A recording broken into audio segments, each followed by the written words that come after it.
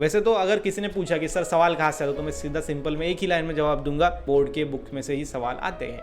लेकिन बोर्ड के बुक्स में कौन से टॉपिक को, कौन से पोर्शन को टारगेट किया जाता है, वो मैंने आपको इस वीडियो में बताया है। हेलो स्टूडेंट्स, कैसे हो आप सभी लोग? स्वागत है आप सभी का हमारे यूट्यूब चैनल के ऊपर। आज का वीडियो बेहद ज़्यादा इंपॉर्टेंट है, क्योंकि आज के वीडियो में हम डिस्कस करेंगे जो बायोलॉजी का पेपर है वो कहाँ से आता है, वो मैं आज आपको बताने वाला हूँ। इसलिए वीडियो लास्ट तक देखना, क्योंकि बायोलॉजी अगर आपने लिया है तो पीसीबी ग्रुप में बायोलॉजी 50% मार्क्स देने वाला है, बायोलॉजी 100 मार्क्स देने वाला है आउट ऑफ 200, जिसके कारण इसके अंदर अगर आपका अच्छा स्कोर आ गया तो समझ लो आपकी ओवरऑल परसेंटाइल बढ़ गई, आपको अच्छे कॉलेज के अंदर एडमिशन मिल गया, क्योंकि ये बहुत इंपॉर्टेंट है। फिजिक्स और केमिस्ट्री का वेटेज मिला के इसका वेटेज बायोलॉजी का उतना है, इसलिए ये वीडियो को लास्ट तक देखना, आपको पता चलेगा कि क्वेश्चन कहाँ से पूछे जाते हैं। स्टेप बाय स्टेप सारी चीज़ें बताऊंगा, कम समय के अंदर बताऊंगा, आपका टाइम वेस्ट नहीं जाने दूंगा। ओके, तो अभी तक आपने चैनल को सब्सक्राइब नहीं किया तो प्लीज़ चैनल को सब्सक्राइब करो और शेयर करना अपने दोस्तों के साथ। विदाउट वेस्टिंग योर टाइम चलिए शुरू करते हैं। देखो, सबसे पहले जो क्वेश्चंस आपको पूछे जाएंगे वो आएंगे एग्जाम्पल्स के ऊपर। इसके ऊपर एग्जाम्पल्स के ऊपर देखो, बायोलॉजी में आपको अलग अलग फिनोमिनॉन्स है और उसके एग्जाम्पल्स है। अलग अलग चीज़ें बताइए, जैसे कि हाइड्रोफिली का एग्जाम्पल क्या है, एनिमोफिली का एग्जाम्पल क्या है, वेजिटेटिव प्रोपेगेशन, इसके अंदर कटिंग, ओके, उसके बाद आपका है बडिंग, ओके, तो यहाँ पे लिखता हूँ मैं बडिंग, उसके बाद ग्राफ्टिंग, ये सारी चीज़ें जो होती है वो वेजिटेटिव प्रोपेगेशन, उसके एग्जाम्पल्स क्या हैं।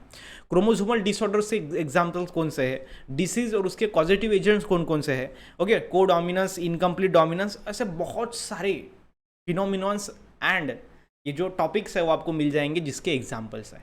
तो वो सारे एग्जाम्पल्स आपको क्या करने हैं, याद कर लेने हैं। मैक्सिमम 3 से 4 या फिर 5 से 6 ऐसा 4-5 क्वेश्चन आपको उसमें से 100% पूछे जाएंगे।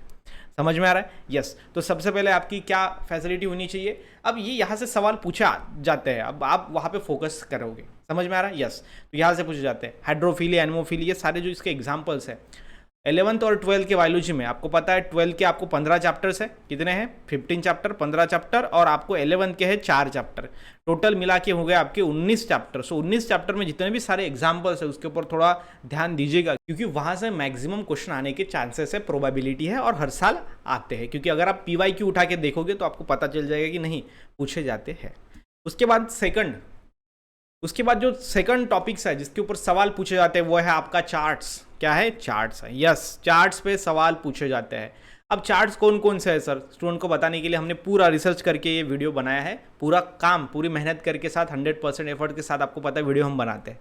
पहला है आपका ह्यूमन इवोल्यूशन। ह्यूमन इवोल्यूशन का जो चार्ट है इसके अंदर आपको पूरा है Dryopithecus, Ramapithecus, Australopithecus, Homo habilis, Homo erectus, Java man, Peking man, और उनके कैरेक्टर्स, उनके फॉसिल्स कहाँ पे मिले, किन, ओके, और उनके बाद उनके अंदर स्पेशल कैरेक्टर्स कौन से थे, हैंडीमैन किसको बोलता है, app, okay, brain, app with brain किसको बोला जाता है। तो ये सारे सवाल आपको ह्यूमन इवोल्यूशन चार्ट पे मिल जाएंगे। उसके बाद क्रैनियल नर्व्स है, क्रैनियल नर्व्स कौन कौन से हैं, उसके बाद उसमें से मिक्स कौन कौन से नर्व, उसके बाद उसमें जो है सेंसरी कौन कौन सी है, मोटर कौन कौन सी है, और मिक्स कौन कौन सी है। अब बहुत सारे सवाल। उसके बाद थर्ड वाला चार्ट देखो, जियोग्राफिकल टाइम स्केल, जिसके अंदर कितने मिलियंस, कौन से इपोज के अंदर, कौन से ईरा के अंदर जो है आपको डायनासोर्स मिलेंगे, कौन से इरा के अंदर, कौन से टाइम पीरियड के अंदर आपको एंजियोस्पर्म्स की ग्रोथ ज़्यादा हुई थी। तो ऐसे बहुत सारे सवाल आपको वहाँ पे पूछे जाएंगे। उसके बाद नर्वस डिसऑर्डर्स का आपको चार्ट है, अलग अलग डिसीज़ है, उसके सिम्टम्स है और उसकी ट्रीटमेंट है। उसके बाद आपको स्पाइनल नर्व्स का चार्ट्स है, उसके ऊपर सवाल पूछे जाएंगे। उसके बाद आपको एंटीबायोटिक का चार्ट है चैप्टर नंबर 12 में, करेक्ट। ऐसे चार्ट्स दिए जाते हैं जिसके अंदर ये माइक्रोब्स है और जिससे एंटीबायोटिक जो बायोटिक है बनाई जाती है। सिमिलरली विटामिन का भी चार्ट है, सिमिलरली वहाँ पे एंजाइम का भी चार्ट है कि ये माइक्रोब्स है और उससे ये एंजाइम्स बनते हैं। तो ये जो चार्ट्स है ना वो आपको करने बेहद ज़्यादा ज़रूरी है, क्योंकि उससे भी ओके 10-12 क्वेश्चन, 10 के आसपास क्वेश्चन वहाँ पे आपको पूछे जाएंगे। उसके बाद प्लांट डिसीज़ के भी चार्ट्स है कि कौन से ऐसे प्लांट है जो कौन से डिसीज़ को रजिस्ट करते हैं। तो आप देख सकते हो, ये मैंने कुछ एग्जांपल्स लिए हैं, ऐसे बहुत सारे जो चार्ट्स है वो आपको मिल जाएंगे आपकी किताब के अंदर 11th और 12th को कंसिडर करके। नियर अबाउट 50 ऐसे चार्ट्स आपको मिलेंगे जो बन रहे हैं आपके पूरे सिलेबस के ऊपर 11th के और 12th के। अगर 50 चार्ट्स पे अगर हम एक एक सवाल भी अगर पकड़ लेते हैं, एक भी सवाल नहीं आया तो मिनिमम यहाँ पे 35 to 40 सवाल भी आपको वहाँ से पूछे जा सकते हैं। तो ये ध्यान में रखना बहुत इंपॉर्टेंट है, क्योंकि चार्ट से बहुत ज़्यादा सवाल आते हैं और हमारे लिए एक एक मार्क इंपॉर्टेंट है, क्योंकि वो हमारी रैंक कितनी हज़ारों से बढ़ाएगा ये कोई नहीं जानता। समझ में आ रहा है? तो मार्क्स बहुत इंपॉर्टेंट है। एक भी मार्क्स अगर हमारा बढ़ रहा है तो हमारी रैंक, हमारा परसेंटाइल बहुत ज़्यादा हो सकता है। समझ में आ रहा है? यस, ये दूसरा पॉइंट आपको याद रखना है, ध्यान में रखना है, वो है #2 चार्ट्स का। उसके बाद #3 डू यू नो सेक्शन। सबसे बड़ी मिस्टेक स्टूडेंट की यहाँ पे होती है कि वो थ्योरी पढ़ते हैं, अब थ्योरी में ही बीच बीच में देखो ऐसे डू यू नो सेक्शंस आपको दिए गए होते हैं, ये do you know, always remember. आपको लगता है कि ये बस हमारे नॉलेज के लिए दिया गया है, वो हमारे थ्योरी में इंक्लूड नहीं है, लेकिन वो थ्योरी में इंक्लूड होता है। और जो सीईटी वाले हैं वो बस इसमें ही टारगेट करते हैं कि चलो भाई इसमें ध्यान नहीं देता कोई, तो इससे अपन सवाल पूछ लेंगे। जैसे आप देख सकते हो, what is mean by weaning. Weaning क्या होता है कि जो मदर्स का मिल्क होता है, नेचुरल मिल्क, जो जिससे फीड होता है पर्चुएशन होने के बाद, जो मदर का मिल्क होता है उसको बोला जाता है, ओके, और उसको उसके बाद थोड़ा कम करके खाना खिलाया जाता है, उस प्रोसेस को बोला जाता है वीनिंग। आपको ये पता ही नहीं होता, आप बोलते कि सर ये सिलेबस के बाहर का क्वेश्चन है। सिलेबस के बाहर का क्वेश्चन नहीं होता, ये वीनिंग है, अंदर का है, डू यू नो में पूछा गया था। उसके बाद आप यहाँ पे ब्रेस्ट कैंसर पे देख सकते हो। ब्रेस्ट कैंसर आपको थ्योरी में तो है ही नहीं, लेकिन ऐसे डू यू नो में आपको वो बताया गया है, और इसके अंदर जो सभी इंफॉर्मेशन है वो आईएमपी होती है। क्या होती है? आईएमपी होते हैं। जैसे आप इधर देख सकते हो, ये हमारे ओके ऑलवेज रिमेंबर में भी ऐसा कुछ बताया जाता है, आप देख सकते हो। तो यहाँ पे 2 से 4 ml सीमन जो है वो एक सिंगल इजैक्यूशन में बाहर गिरता है। अब ये आपको थ्योरी में नहीं मिलेगा, ये आपको ये यहाँ पे मिलेगा ऑलवेज रिमेंबर में, ऐसे डू यू नो में, डू यू नो सेक्शन के अंदर। तो जितने भी ऐसे चार्ट्स आपको मिल रहे हैं डू यू नो के, ऑलवेज रिमेंबर के, जहाँ पे इंफॉर्मेशन दी गई होती है, वो इंफॉर्मेशन में जो जो इंपॉर्टेंट है उसको हाईलाइट करो, उसको रिवाइज करो।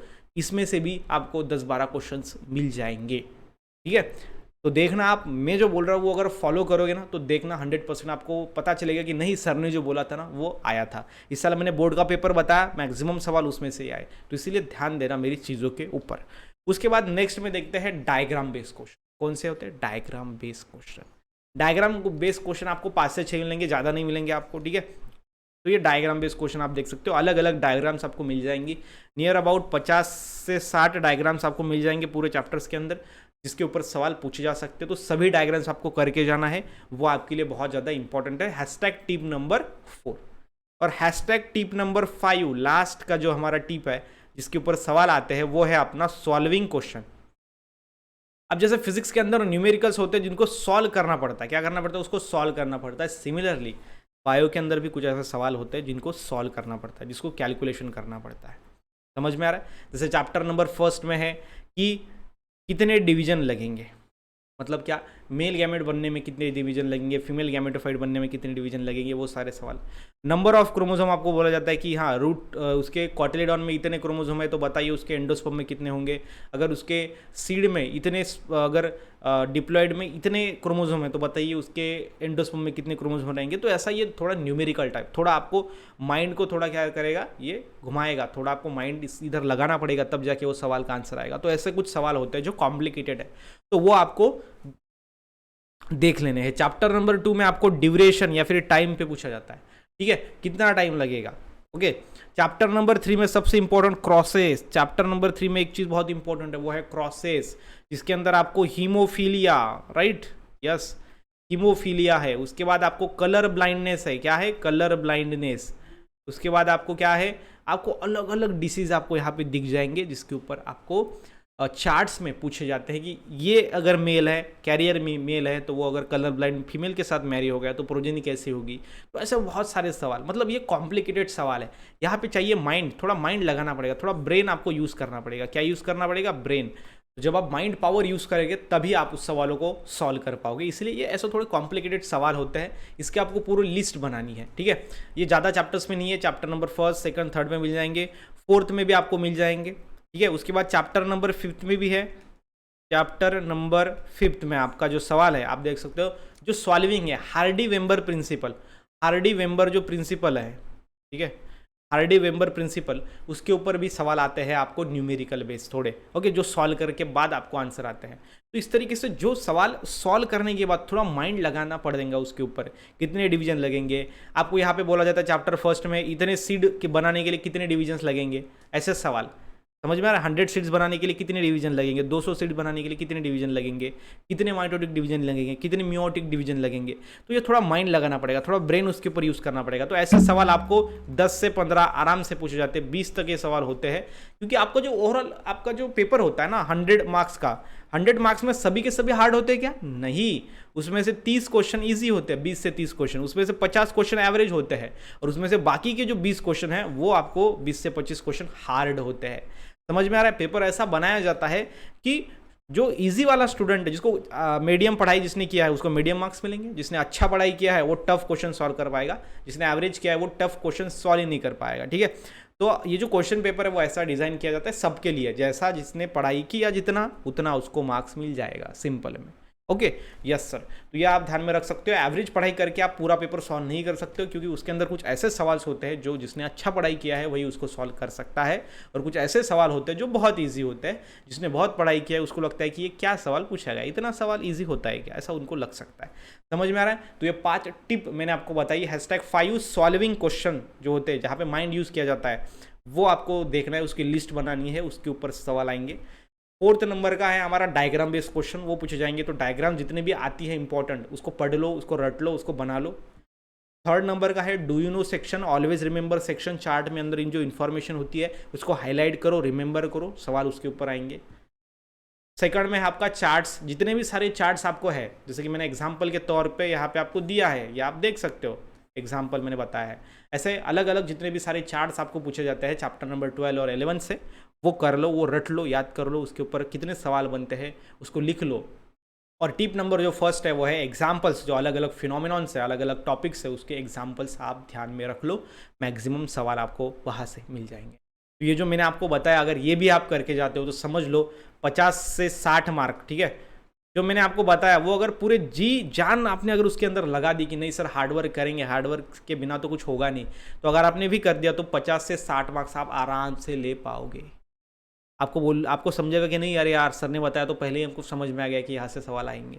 ठीक है, 50 से 60 मार्क्स तो आपको आराम से मिल जाएंगे। समझ में आ रहा है? अब जिसने पहले से ही बहुत ज़्यादा स्टडी किया है, जिसने रिवीजन किया है और उसके बाद ये वीडियो देखेगा, तो फिर समझ लो उसने 80-90 अबव मार्क्स आराम से ले लिए। ठीक है, ये सिर्फ मैं आपको बताना चाहता हूँ कि यहाँ से सवाल पूछे जाते हैं। ओके, वैसे तो अगर किसी ने पूछा कि सर सवाल कहाँ से आता, तो मैं सीधा सिंपल में एक ही लाइन में जवाब दूंगा कि सर बोर्ड के बुक में से ही सवाल आते हैं। लेकिन बोर्ड के बुक्स में कौन से टॉपिक को, कौन से पोर्शन को टारगेट किया जाता है, वो मैंने आपको इस वीडियो में बताया है। और आई होप ये वीडियो जो है वो आपको यूज़फुल लगा होगा। अगर ये वीडियो अच्छा लगा तो वीडियो को लाइक करना, चैनल को सब्सक्राइब करना और अपने दोस्तों के साथ भी शेयर करना इस वीडियो को। मिलते हैं नेक्स्ट वीडियो में, तब तक के लिए stay happy, stay motivate. Thank you so much.